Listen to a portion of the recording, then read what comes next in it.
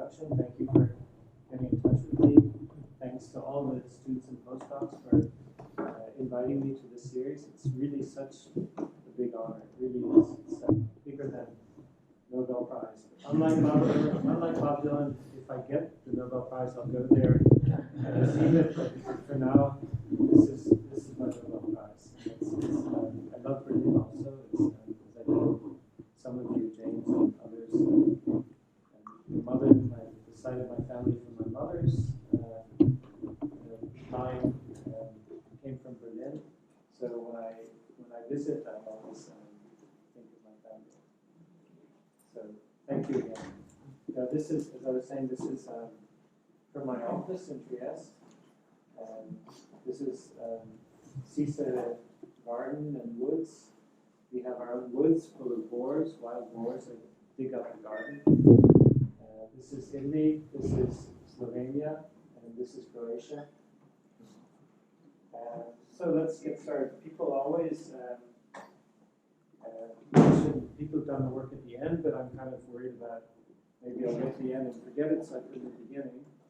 And this is my lab a year and a half ago. There's been some turnover. Arash Pasigi did a lot of the work that I'll talk about. He's now at UC San Diego. Luciano Paz is from Argentina. He's still in my group. He does computational work. A little bit in the back here is Alessandro Doso. He's Italian and he's still in my lab. He's a fourth-year PhD student, extraordinarily brilliant, who did a lot of this work. Francesca Kudecki takes care of our animals, and she's very much active in animal care, animal well-being, and also helps us train the animals. And there's other people doing other projects.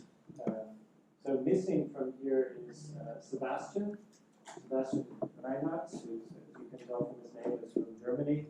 He did a PhD in Technion in Israel, now he's a postdoc in my lab. He missed this photograph, but a few months ago we had a together, and this is Sebastian who made it for this photograph, and he also did a lot of the work I'll talk about. So when we think of how rats learn about the world through sense of touch, rats and other rodents, we usually think of, I usually think of whisper movement. This is a rat who's in the dark.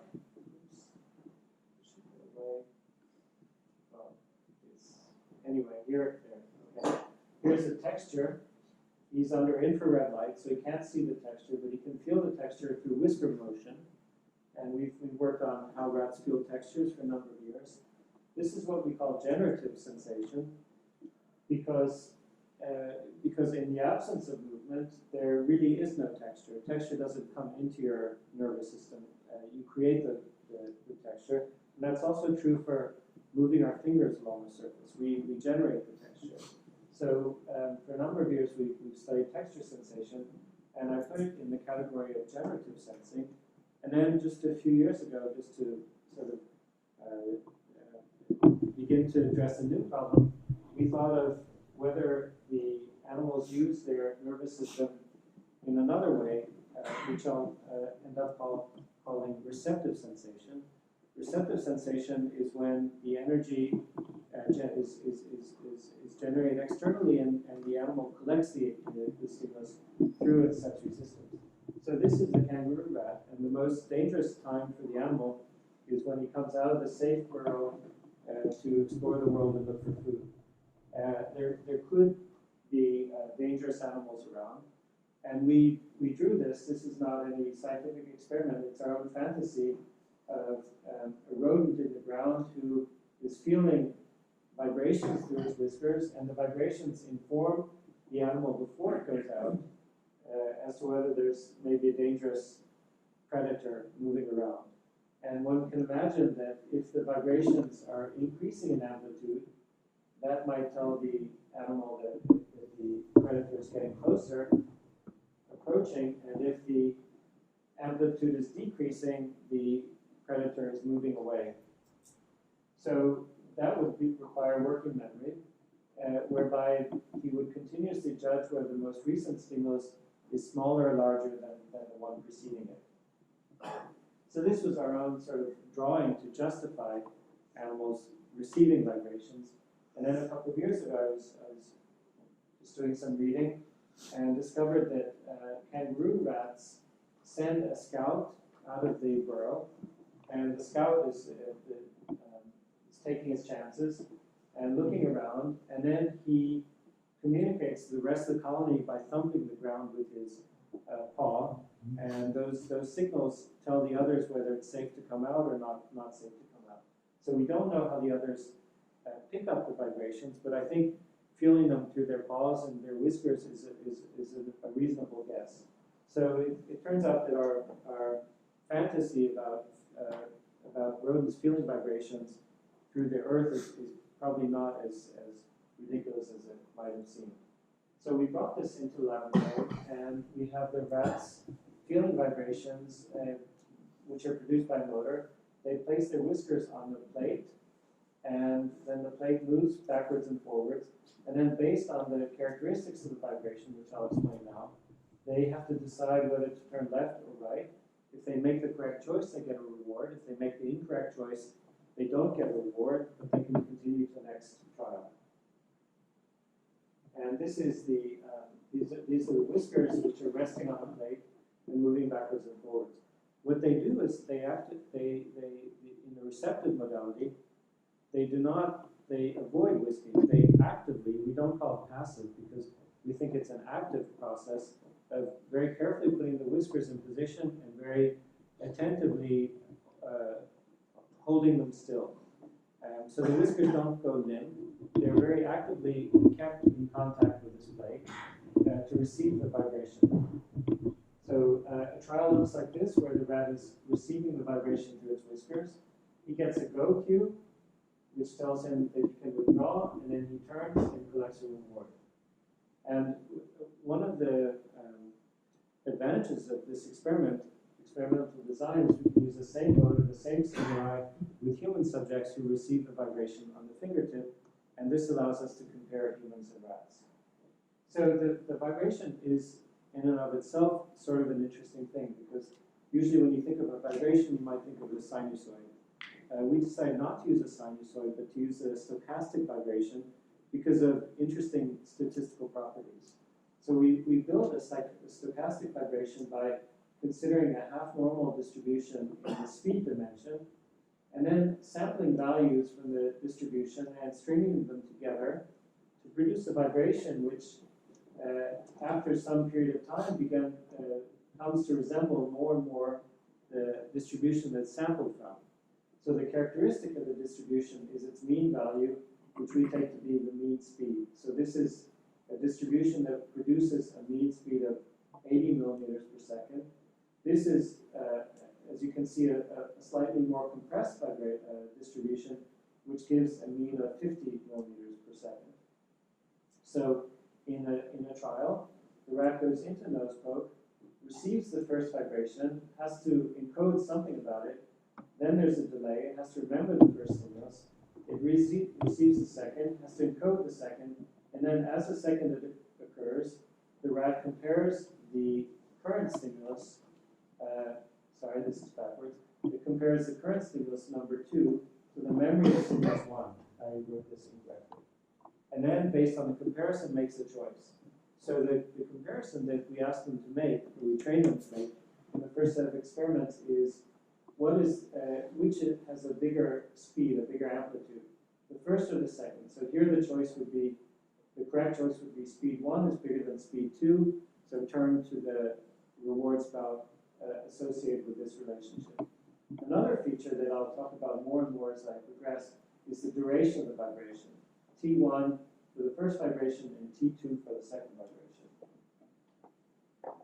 So in the intensity task, the rat should compare these two stimuli and judge that speed 1 is greater than speed 2.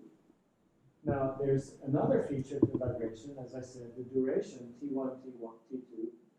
And this is uncorrelated with the reward. There's nothing about the reward that's based on duration, only on the mean speed. And so the subject should try to ignore the irrelevant feature. It provides no information about the reward. And we can have easy trials like this one where clearly the second vibration is much bigger in speed than the first. So this comparison would be easy and one would expect high good performance. Or we can have a difficult trial, like the one illustrated here. And when we measure performance, percent correct or percent of choices in relation to the difference between the two stimuli, we have a measure of acuity. And the easiest, most informative way to measure acuity is with a psychometric curve. And I think almost everyone here knows what psychometric curves are, but I'll do a mini review in 10 seconds. Psychometric curve is a measurement of the choice of the subject, human or rat, and in making a particular judgment. In this case, is stimulus 2 greater than stimulus 1 as a function of the value of the stimulus. So in this axis, we take speed 2 minus speed 1 divided by speed 2 plus speed 1, which is basically the difference in the two stimuli normalized by the sum. And on this side, the values are positive. So here, the second stimulus is increasingly larger than the first. And on this side, the first stimulus is increasingly larger than the second stimulus. And a perfect psychometric curve would look like a step function, because when the speed difference is negative, on none of those trials should the judgment be that the second is greater than the first, because it's never greater than the first if this value is negative. And on this side, the judgment should always be that the second is greater than the first. And then at 0, the choice switches from 0 to 100%. So this would be a perfect psychometric curve, but nobody's perfect, and so the psychometric curves always look like, typically look like a function that's called sigmoid, because it looks like an S that's stretched. So the question is, how stretched is it? The better the psychometric curve, the more it resembles that step function. So this curve is better than the preceding one, and this one is even better because it's closer to the step function. And in particular, a really informative measure is the steepness of this slope. The steeper, the better. Another property of the psychometric curve that I'll talk about is the bias. That is it shifted left or right? In this case, it shifted left, right. Here it shifted left. And what the bias means is if the stimuli are actually equal to each other, is the tendency for the subject to judge the second as greater than the first, which would be this case, or the second less than the first, as in this case. So that means that whatever the relationship between the two stimuli, the subject will tend to judge either the second is bigger or the first is bigger. So we begin by measuring the subjects, the performance of human subjects and rat subjects when the two durations are the same, 400 milliseconds. We call this balanced in duration because they don't differ in duration, but only in amplitude.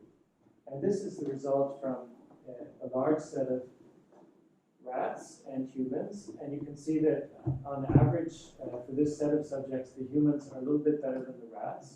But when you look at all of them as individuals, you actually come across, you can train a really good rat who's better than a not very good human. There are some humans who are actually do less well than rats. But on average, the human is better than the rat. This is the ideal observer.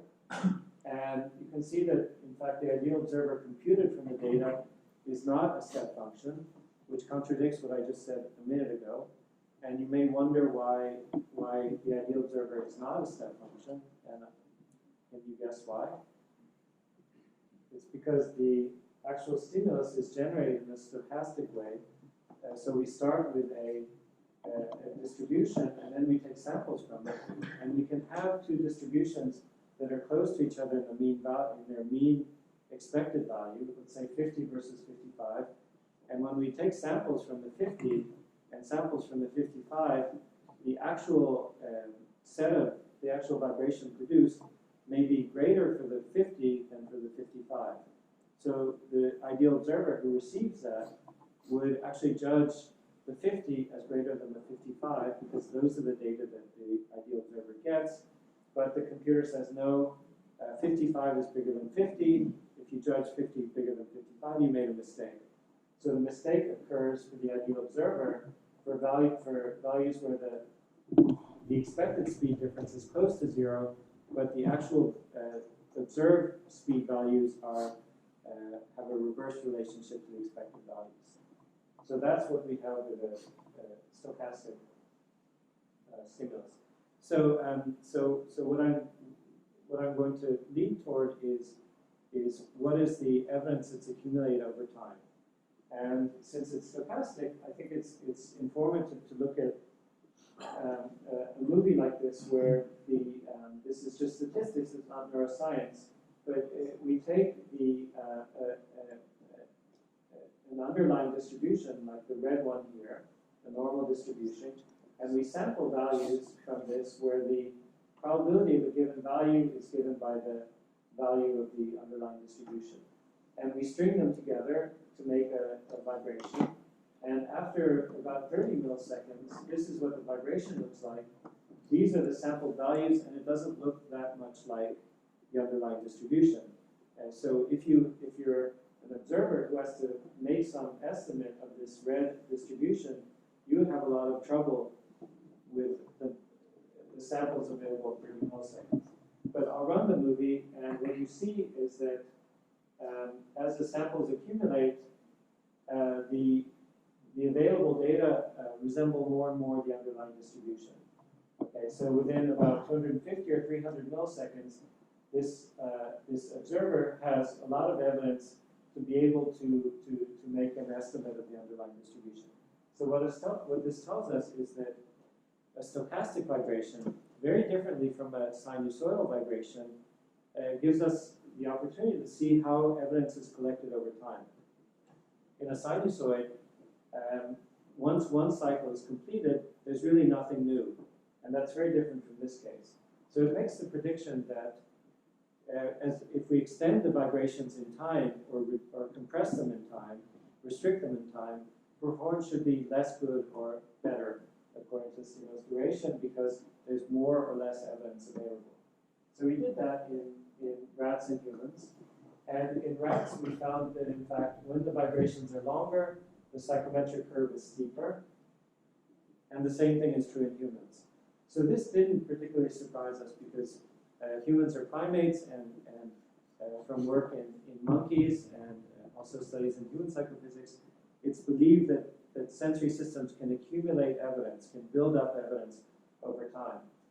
This was a bit of a surprise to us because the argument has been made, and I think James knows this, probably is familiar with a lot of these papers, that rats accumulate evidence over very short time windows and do not accumulate over time. They cannot make better and better judgments as more and more evidence comes in. They take very short time windows to make choices. And this shows that under the right conditions, they actually do accumulate evidence over time, which was a fun result for us. And in fact, in a way, they accumulate better than humans because the steepness increases as the square root of t, more so than it does for humans. So in a way, they're even better at accumulating than humans. Okay, then the next experiment did provide an even bigger surprise for us. We began to include trials in which the two stimuli were not necessarily of the same duration, but were unbalanced. Like here, 400 followed by 200, or 400 followed by 600. And what an ideal observer framework predicts is that if we compare these three trials, performance would be better and then better because there's progressively more evidence. So the main effect should be an increase in performance if we increase the duration of stimulus 2 with stimulus 1 of fixed duration. And what we saw was very different from that, both in humans and in rats. What we saw is that the main effect of stimulus 2 duration was a horizontal shift, a bias. What does this bias mean? What it means is that when the second stimulus is of greater duration, the subject tends to judge it as being stronger. So we can summarize this result as the longer vibration feels stronger, the shorter feels weaker, which surprised us because what we guessed is that if if you have to judge some sort of central tendency, some average value, when you have more samples, when you have more evidence, you don't shift the average. I mean, that's not what statistics says. You get better, but you don't systematically judge a vibration as changing as it accumulates over time. So we also included trials in which the first vibration differed in duration and found the exact same effect, but of course it's flipped. So now when the first vibration is shorter than the second, it's more likely for the second to be judged as stronger. And when the first vibration is longer than the second, it's less likely for the second to be judged as stronger, both in humans and rats. And this leads to the exact same rule. The longer vibration feels stronger, and the shorter feels weaker. So he published this, and there was a commentary next to our article done by Jonathan Lowenstein, and he included this, I think, interesting thought in his discussion, where he said, if we consider perceived intensity of a vibration, which is what we measure with psychophysics, as the color scale here, we in fact do not have constant values of perceived vibration according to the speed of the vibration.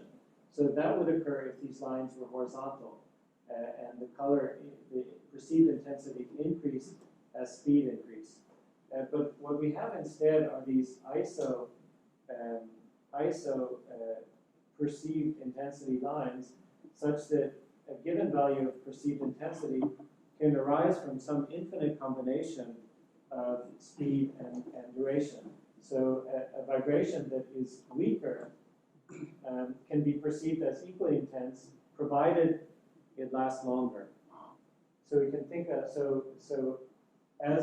as we increase the speed along this axis, the perceived intensity does in fact increase from low to high according to this color scale. But if we consider a fixed value of speed, the perceived intensity also increases as duration increases. So this just made us curious. There's no other explanation for the next experiment except just wondering, just curiosity.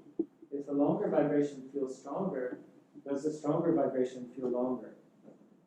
So then we considered the same kind of stimulus, which I showed you before, the first vibration and second vibration. The vibrations are characterized by the distribution they come from. So we have a mean speed 1, mean speed 2. And in the intensity task that I just talked about, the subject is supposed to compare speed 1 to speed 2 and judge it as, in this case, as being speed 1 greater than speed 2. And this is the irrelevant feature. But what I showed you is that even though it's irrelevant, people cannot discard it, nor human people and rats cannot ignore the irrelevant feature. It still figures into their choice. So now we take the exact same stimulus, but we have a new task where this is now the irrelevant feature and the duration is the relevant feature. And this we simply call the duration task. So now, whereas the first vibration is stronger than the second, now for the same two stimuli, the choice should be the opposite if we give this to the subject. That is, they should judge the second as longer than the first. And we include a very broad set of stimuli.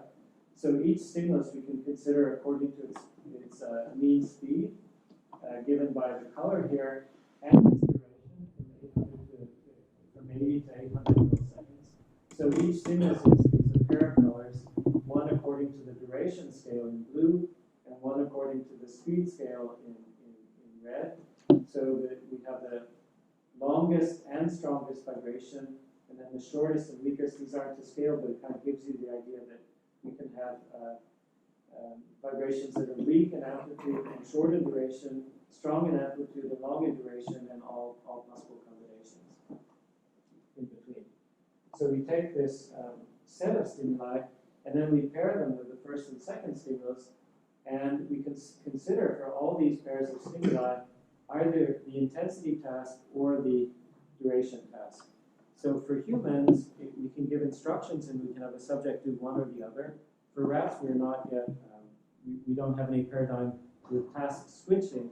So we have one set of rats that we call intensity rats, and they're trained only to do intensity. And then we have duration rats. They're two different groups of animals. And in this new set of experiments, the first thing we were able to do is confirm the earlier results. So this is a new set of humans, a new set of rats, a new stimulus set, but the same result as before. Namely, we have very nice psychometric curves in the intensity task. But when we consider the psychometric curve for intensity, we find that the relative durations of the stimuli bias the perceived intensity. So this is normalized time difference. It's the time difference between the two stimuli divided by the normalized by the sum. So this value means that the second stimulus is longer in duration. This means that the first stimulus is longer in duration. So we see that when the second stimulus is longer in duration, it's more likely to be judged as stronger. And when the first stimulus is longer in duration, the second is less likely to be judged as stronger. So it's the same result as before. Longer feels stronger, shorter feels weaker. But the new experiment is now to look at the duration test. So what I'll show you is the comparison of the durations of the two stimuli, but also considering the relative speeds of the two stimuli using a scale just like this. And what we find is that, to our pleasure, rats are really good at comparing durations. They can say whether the second is longer or shorter than the first. Of course, humans, we expected they could do this. But rats and humans are biased by the speeds of the two stimuli. So when the second stimulus is stronger, given by this speed difference index, when the second stimulus is stronger, it's bigger in amplitude, it's more likely to also be judged as longer in duration. And when the first stimulus is stronger, by this negative index, the second is less likely to be judged as longer. So the result is a perfect symmetry with the first experiment, namely that the stronger stimulus feels longer and the weaker feels shorter. And this really kind of blew us away. So of course we look into research, into the literature, and there are ideas like this going around for decades. So we weren't as original as we thought, but to us, I mean, it was really, really fantastic and exciting because one thinks of time as being some absolute measure, right? So if you turn on a clock, it just goes and it doesn't matter the environment that it's in, and we imagine that the way that you feel time or perceive time would be based on some clock. Of course, the brain doesn't have a clock, but we imagine that there is schematically a clock that measures time, and it doesn't matter. It's not affected by the properties of the stimulus that's being measured. But obviously, that's not true. So we can go back to this scheme of done by Young and Lowenstein, and we can say that it works. The same kind of scheme works for perceived duration, namely that the perceived duration, of course, increases according to the real duration, as it should, because that's the task. But in an unexpected way, the perceived duration also varies according to the speed. So we do not have an objective measure of time separately from the thing whose time we're measuring. Okay, so what I showed you is data from a comparison task. First stimulus, it goes into working memory, and the second comes along. This is quite cognitively, this is really a complex task, because as the second stimulus occurs, you're simultaneously measuring it, but also calling back the memory of the first stimulus, and simultaneously carrying out a comparison, and simultaneously selecting the action that should come from this comparison.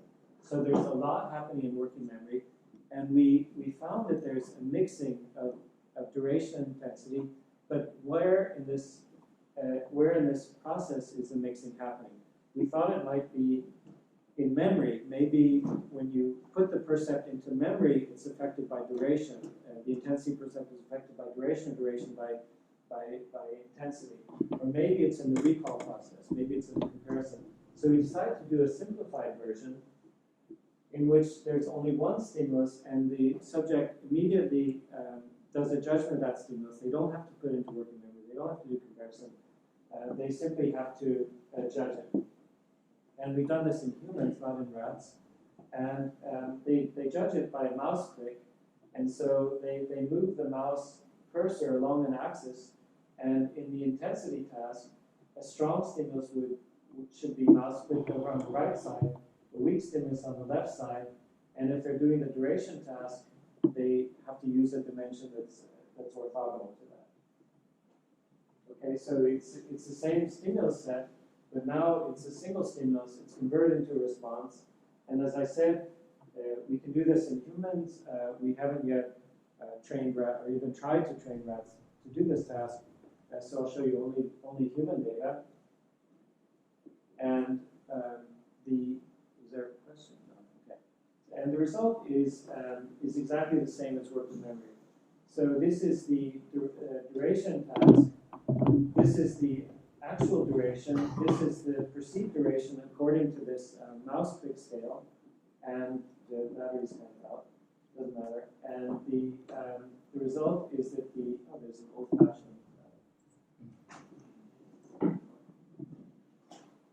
Low tech. Okay, that's clear. So can I use this?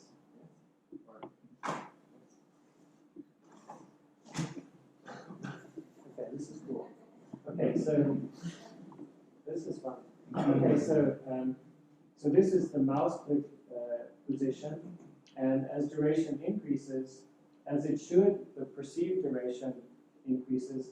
But we see, in going from dark red to light yellow, we see the exact same effect, namely that the perceived duration is biased by speed, and it looks kind of logarithmic, so if we put it in the log-log scale, it looks kind of linear, and that sort of tells us something about Weber fractions and things like that, but let's not spend too much time on that. So then, in the humans, we do intensity estimation, the exact same effect, namely when we increase the vibration speed, the perceived intensity along this clicking scale increases, but there's the exact same bias such that the longer vibration is judged as stronger in the choice of the subject. So what this tells us is that the mixing or the confound between feeling the intensity and feeling the duration is not a memory fact. It's not an outcome of memory. It's not an outcome of recall. It's not an outcome of comparison. But it's a very basic. It's at the core of the feeling. It's a percept. Okay, so perceived duration grows with time as it should, but also with vibration speed. And perceived intensity grows with speed as it should, but also with duration as it shouldn't. So how can this occur? And when something grows with time,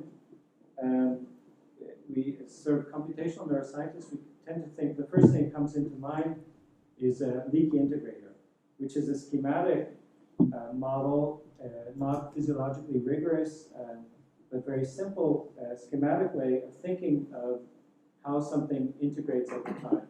So a leaky integrator is, I think most of you are familiar with this idea.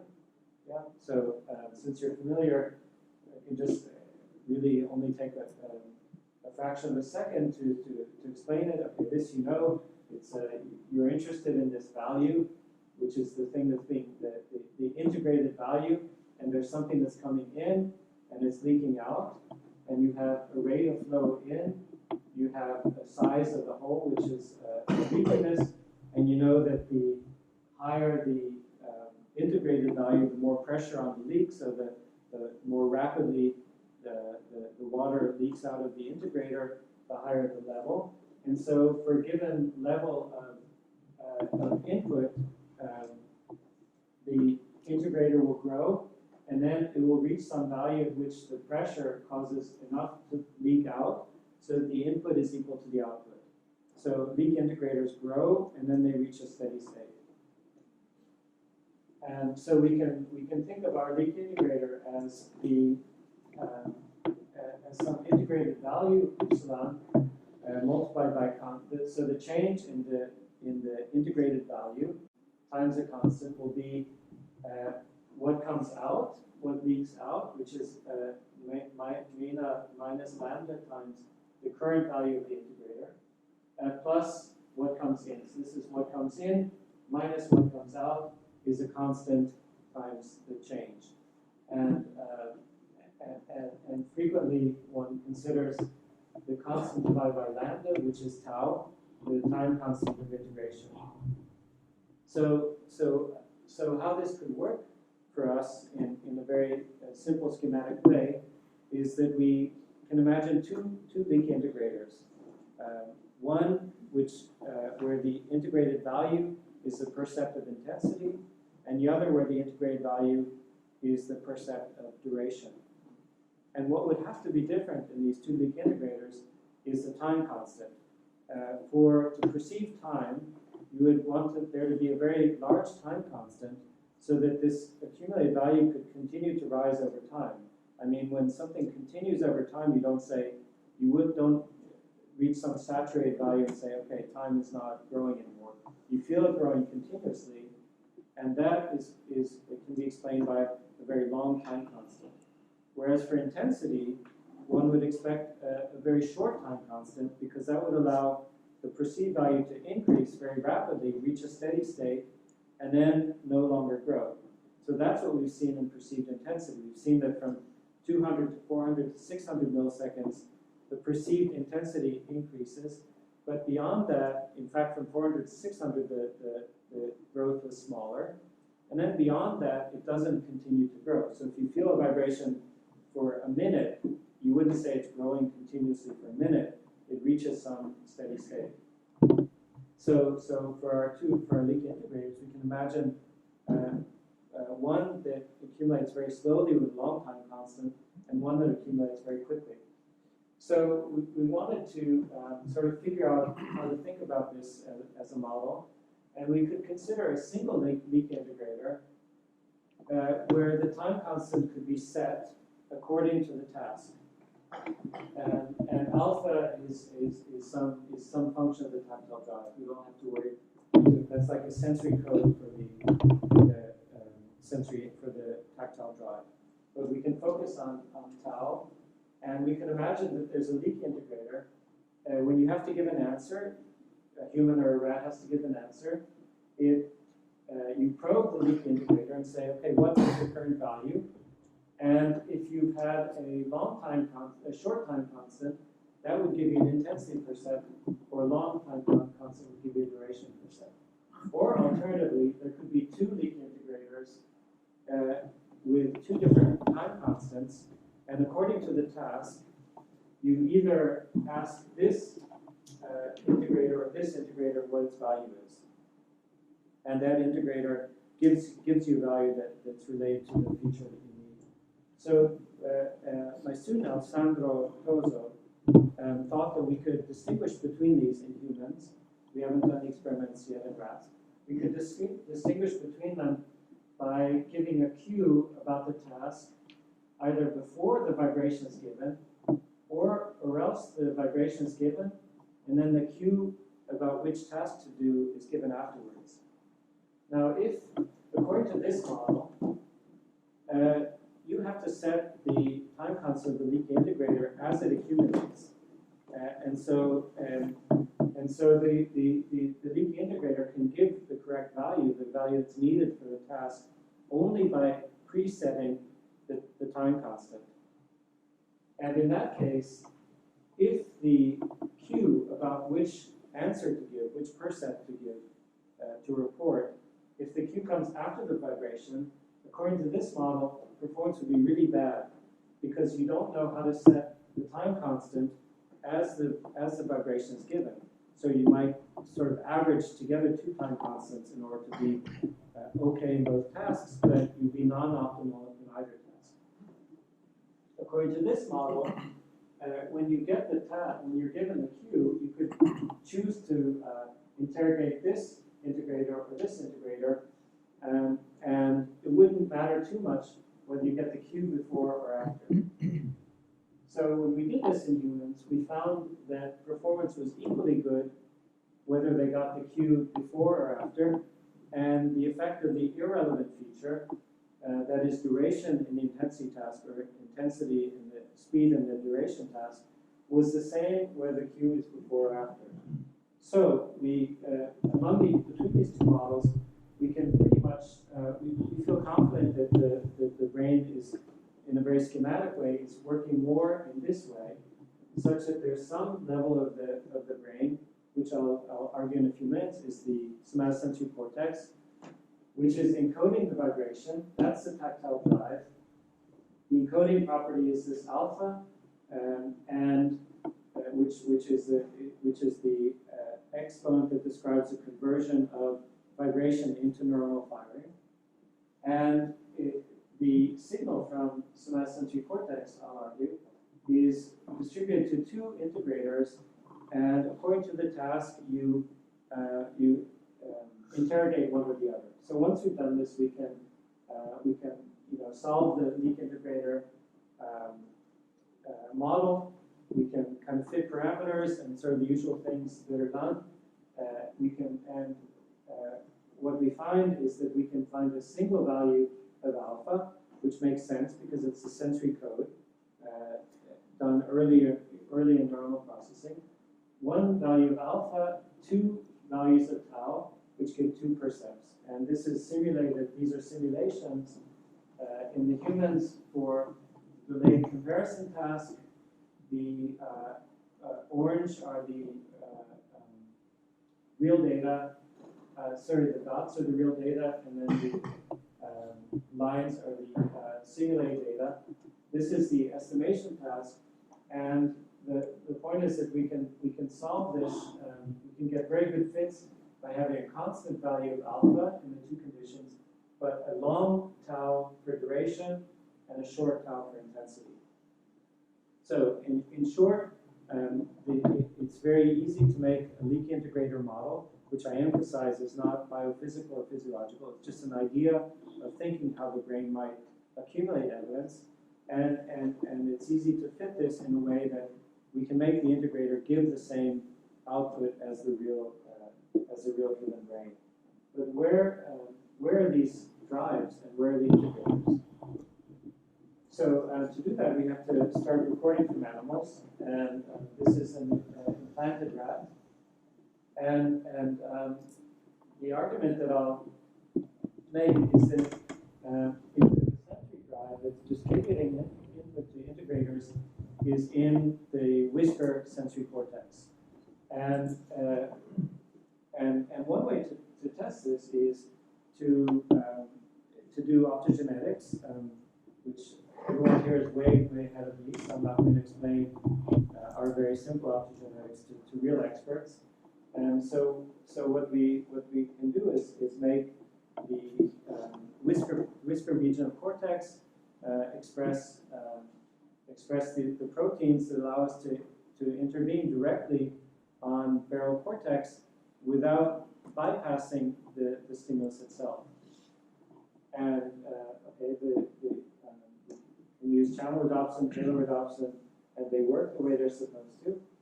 And if we stimulate VS1, the whisker part of the bristle somatosensory cortex, of course the excitation boosts the perceived intensity. So that's a control experiment, and I won't bother you too much with that. But when you add activity to sensory cortex, the rat thinks the vibration is stronger. That's fine. But what about perceived time? So if we add if we excite somatosensory cortex during the first stimulus, then it's less likely for the second to be judged as stronger. And if we excite somatosensory cortex during the second stimulus, the second is judged as longer. I hope I said longer. I feel like I said stronger. So this is a rat. These are rats, now four different rats with the same effect. We're judging the durations of two vibrations. How long did the vibration last? And we add spikes to the whisker representation cortex, and the rat has an altered sense of time. The vibration to which we add spikes feels like it lasts longer in the rat. So we can directly intervene with a sense of time through the somatosensory cortex. If we inhibit activity in somatosensory cortex, we have the mirror symmetric result. That is, the vibration from which we take away excitation feels like it lasts less time. So from this, we believe that the somatosensory cortex, VS1, maybe VS2, is the distributor of information to integrators. So in our lead integrator model, it was on the left side. It's sending input to integrators. Where are these integrators? We're collecting and analyzing data to answer this. We think, as I kind of suggest here, we think that the integrators are in the frontal cortex, but instead of showing you this work that's in progress, I actually want to show you there's something sort of unusual, which is to show you a negative result where we think the integrator is not. And it's unusual because we've been in hundreds of seminars and read hundreds of papers, and people say, okay, we thought this, we tested, we found that, we thought this. So we did that and we found a negative result, which turns out to be interesting. So what we expected was to find a time integrator in the striatum, because this has been is this being recorded? No? Okay, no? Okay. I think it is being recorded. No, it's It's not live, we can edit it out. No, it doesn't.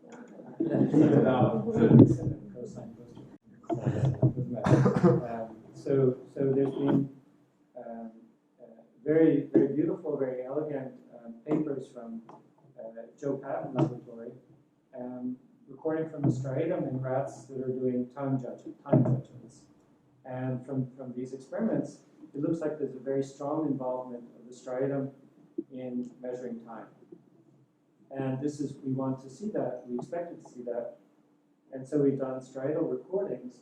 Let me show you very quickly what he has 3 or 4 papers on this. This one is an E-life. And the rat goes into a nose poke. Then it has 2 acoustic stimuli, which are pulse-like events. So differently from ours, he doesn't have a continuous stimulus. He has 2 events, and he has to measure the time between the 2 events and compare it to some sort of reference boundary. And if the time is longer than the reference value, he should make one choice, like turn left if it's a long interval, turn right if it's a short interval, and if he makes the correct choice, he gets a reward. And they can do the task very, very well. This is their psychometric curve. If they put muscimol in the striatum, the performance drops. And this is what striatal neurons look like. During the task, the neurons have these temporal profiles where a neuron is excited. It has a higher firing rate during certain moments in the task. This is an early neuron. This is sort of a middle to late neuron. And if you line up all the neurons, a set of neurons, 433 neurons, according to when the firing rate is high, you can sort of align them from early to late. And you can see how it's possible to decode time from this. These neurons as a population together seem to be encoding the interval that the rat has to measure. And so in fact you can decode the activity perfectly, and if you take a lot of trials and you take the actual time that the rat is measuring and decode from the population the time that the population, you train a network to decode. So you find the right decoding algorithm, and then you then give test trials, and in fact you can very, very accurately decode the interval that the rat is judging from the population. So that looks fine, and that's what we expected to find. But our experiment is different because we have not a single stimulus that the rat is judging, but 2 stimuli. And we find we can reproduce the results. So this is neurons with time-specific firing peaks. So this is a neuron that fires as the second stimulus begins. This is a neuron that begins to fire as the first stimulus begins. But these are the data that began to make us skeptical. This is work by Alessandro Toso, Luciano Paz, Sebastian is also working on this. And so we began to get worried because this is a neuron that begins to fire before the rat gets the vibration.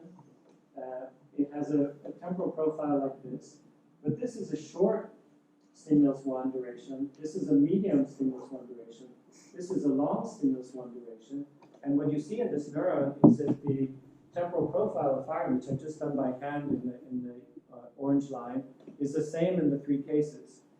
So the neuron it has a characteristic time profile in firing rate, but it's not related to the stimulus that the rat has to judge.